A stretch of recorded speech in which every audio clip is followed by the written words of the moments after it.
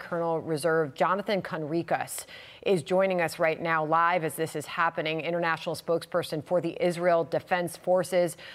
Jonathan Conricus joining us now. Thank you so much, sir. We're watching these hostages getting out of the vans and being transferred. Can you tell us more about this process and what you know? Yes, hi, and thank you for having me. I hate to interrupt the general, but we are seeing positive images for the fifth day now. Israeli women and children, after 53 days of brutal Hamas captivity, are being returned home. Today, we're talking about 10 Israeli nationals and 2 foreign nationals that are being returned, all of them women, no men.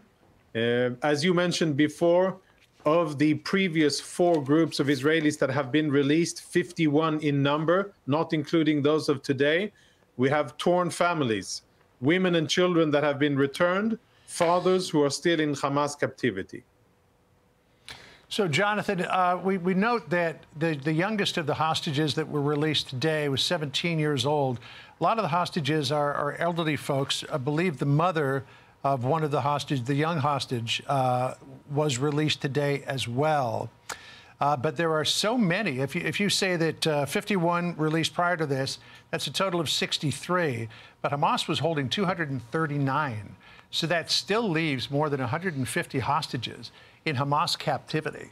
And one of the big questions is, Hamas seems to be playing this idea of a ceasefire or pause in military operations, however you want to characterize that, for all it's worth here.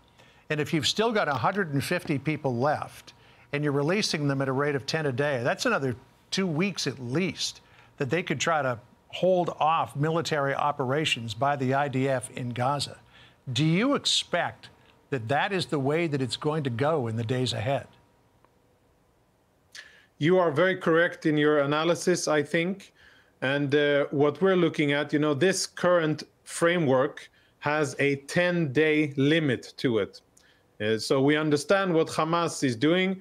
If Hamas would be able to do what they wanted, and I'm sure that they would release only 1 hostage every day. Part of the negotiations that went on, a lot of negotiations with very important American input by the president himself and, of course, his team.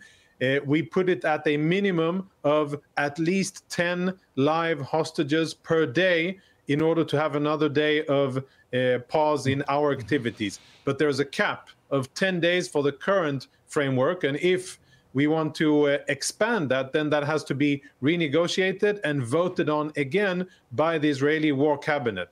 So what we're doing in the IDF is, of course, facilitating these very important moments. Each and every Israeli that is brought home to safety and to be reunified with their family is a beautiful thing, the best thing I've seen in the last 53 days. But we are preparing for the future of operations. Plans are already approved and ready to be executed to continue to fight and to eradicate Hamas wherever Hamas is, in and outside of the Gaza Strip. Lieutenant Colonel, we also have up right now live on our screen, we've gone from where the hostages were being turned over to Israeli custody to now the Ofer prison in the West Bank, where we know the Palestinian prisoners have been detained by the Israelis. Can you talk a little bit more about this process and the exchange of the hostages and the prisoners and what we will see in the coming minutes and hours, perhaps? Yeah, I mean, unfortunately, Israel has been forced, as part of the negotiations, to free convicted felons, prisoners, some of them with blood on their hands, some of them who did attacks against Israeli military personnel or against civilians. Up until now, we've been talking about women and minors only.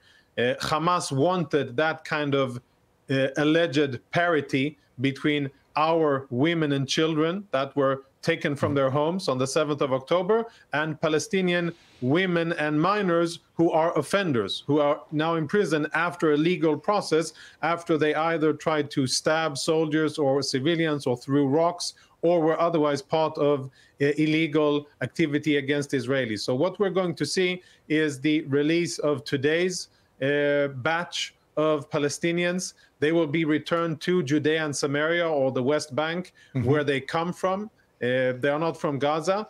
And Hamas is, of course, claiming a victory. If you see the victory parades that they're doing in various Palestinian cities, you'll see very few Palestinian flags, lots of Hamas flags. And that is a worrying sign of Hamas growing and strengthening in Judea and Samaria at the expense of the Palestinian Authority.